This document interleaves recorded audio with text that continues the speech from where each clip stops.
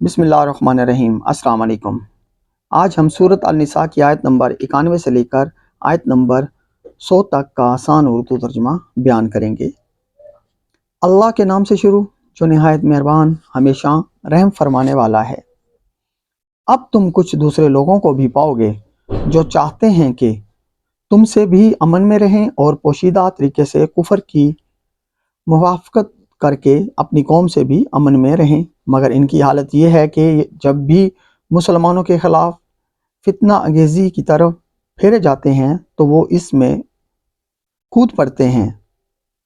سو اگر یہ لوگ تم سے لڑنے سے کنارہ کش نہ ہوں اور نہ ہی تمہاری طرف صلح کا پیغام بھیجیں اور نہ ہی اپنے ہاتھ فتنہ انگیزی سے روکیں تو تم انہیں پکڑ کر قید کر لو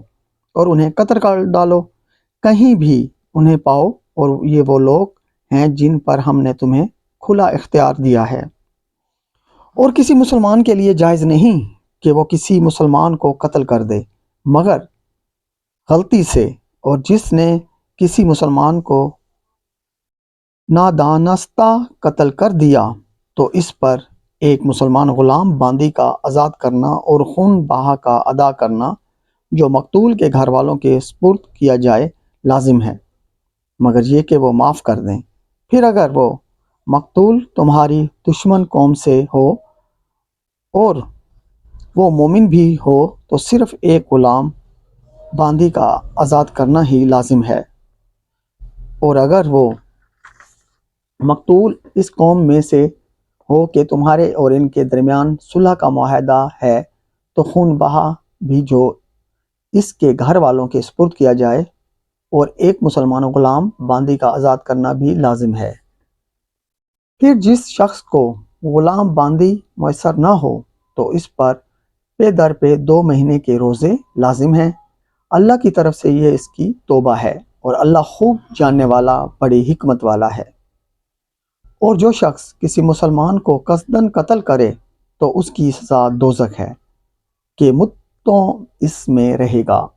اور اس پر اللہ غضبناک ہوگا اور اس پر لعنت کرے گا، اور اس نے اس کے لیے زبردست عذاب تیار کر رکھا ہے۔ اے ایمان والو، جب تم اللہ کی راہ میں جہاد کے لیے سفر پر نکلو تو تحقیق کر لیا کرو، اور اس کو جو تمہیں سلام کرے یہ نہ کہو کہ تم مسلمان نہیں ہے، تو ایک مسلمان کو کافر کہہ کر مارنے کے بعد مال غنیمت کی صورت میں دنیاوی زندگی کا سامان تلاش کرتے ہو تو یقین کرو اللہ کے پاس بہت اموال غنیمت ہے، اس سے بیشتر تم بھی تو ایسے ہی تھے، پھر اللہ نے تم پر احسان کیا اور تم مسلمان ہو گئے، بس دوسروں کے بارے میں بھی تحقیق کر لیا کرو، بے شک اللہ تمہارے کاموں سے خبردار ہے۔ مسلمانوں میں سے وہ لوگ جو جہاد سے جی چرا کر بغیر کسی عذر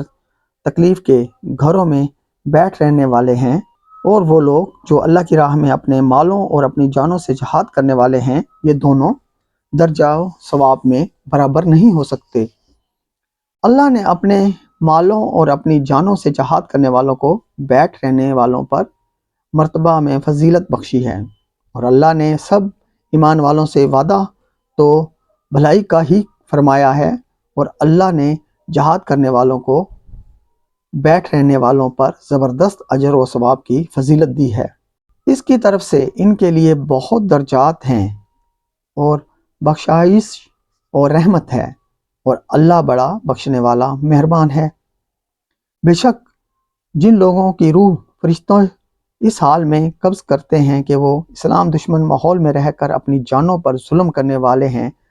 تو وہ ان سے دریافت کرتے ہیں کہ تم کس حال میں تھے، اقامت دین کی جدوجہد کی نہ سرزمین کفر کو چھوڑا؟ وہ معذرتاً کہتے ہیں کہ ہم زمین میں کمزور و بے بس تھے۔ فرشتے جواباً کہتے ہیں کیا اللہ کی زمین فراغ نہ تھی کہ تم اس میں کہیں ہجرت کر جاتے؟ سو یہی وہ لوگ ہیں جن کا ٹھکانہ جہنم ہے، اور وہ بہت ہی برا ٹھکانہ ہے۔ سوائے ان واقعی مجبور و بے بس مردوں اور عورتوں اور بچوں کے جو کسی تدبیر پر قدرت رکھتے ہیں اور نہ وہاں سے نکلنے کا کوئی راستہ جانتے ہیں؟ سو یہ وہ لوگ ہیں کہ یقیناً اللہ ان سے درگزر فرمائے گا،